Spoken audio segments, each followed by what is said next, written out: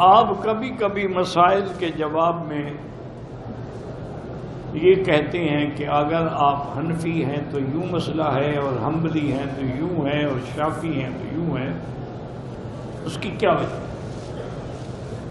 آپ کے ملک میں تو ہیں ہی حنفی، لہٰذا وہ تو حنفیوں کو مسئلہ بتائیں گے نا. ہم جس ملک میں الحمدللہ درس دے رہے ہیں اس میں شافعی بھی ہیں، حنبلی بھی ہیں، حنفی بھی ہیں، مالکی بھی ہیں.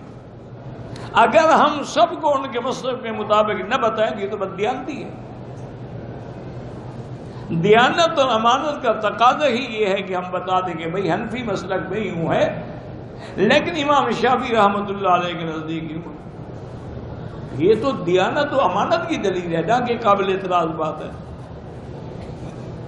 اب دیکھیں نا کہ امام شافعی رحمۃ اللہ علیہ فرماتے ہیں کہ عمرہ کرنے کے بعد اگر کوئی آدمی اپنے بالوں کو ٹک لگا لے، تھوڑے تھوڑے کاٹ لے، بلکہ ایک ان کے حوالے میں ہے کہ صرف 3 بال ہی کاٹ لے،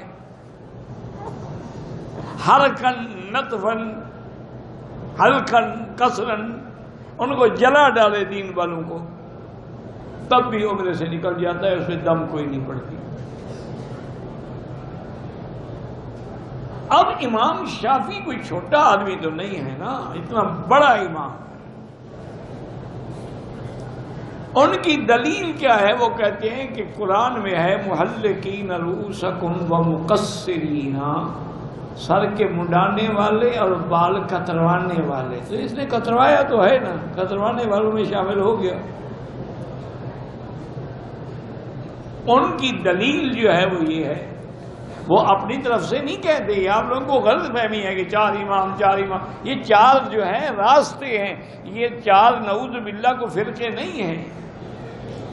جیسے اب ایک آدمی باب ملک عبدالعزیز سے اندر آتا ہے، ایک باب ملک فہد سے اندر آتا ہے، ایک باب الحدیبیہ سے اندر تو سارے کعبے کی طرف رہے ہیں نا. اب کوئی کہے نہیں جی سارے اسی ایک دروازے سے گزرو، تو اس کے دماغ کا علاج کرانا پڑے گا آپریشن کے لیے. مقصود جب کعبہ ہے کہیں سے آؤ، مقصود جب حضور کی اور قرآن کی اتباع ہے، کسی امام سے پڑھ لو، کسی صحابی سے پڑھ لو، اس میں کیا فرق پڑتا ہے؟ تو اب امام شافعی کی دلیل جو ہے وہ بھی قرآن ہے. وہ کہتے ہیں بھئی قرآن میں لفظ ہے محلقین رؤوسکم ومقصرین لا تخافون، تو اس نے قصر تو کرا لی نا. امام ابو حنیفہ فرماتے ہیں کہ نہیں،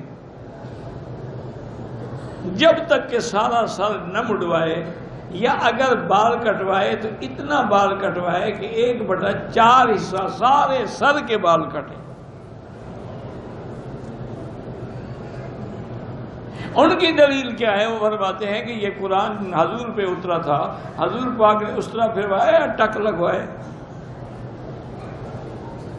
تو سب سے زیادہ قرآن سمجھنے والے تو محمد مصطفیٰ ہیں. ایک دفعہ زندگی میں حضور نے قصر کرائے، وہ بھی سارے سر کے بال کٹوائے، اور حضرت امیر معاویہ نے آپ کا قصر کیا رضی اللہ عنہ. تو فرماتے ہیں اس سے بڑی دلیل کیا ہو سکتی ہے؟ ابھی جب حضور کا عمل موجود ہے.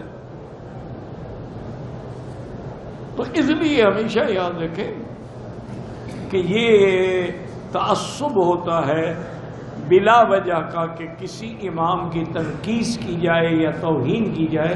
ان کا اپنا اپنا اجتہاد ہے، اور اللہ پاک سب پہ کروڑوں رحمتیں فرمائے.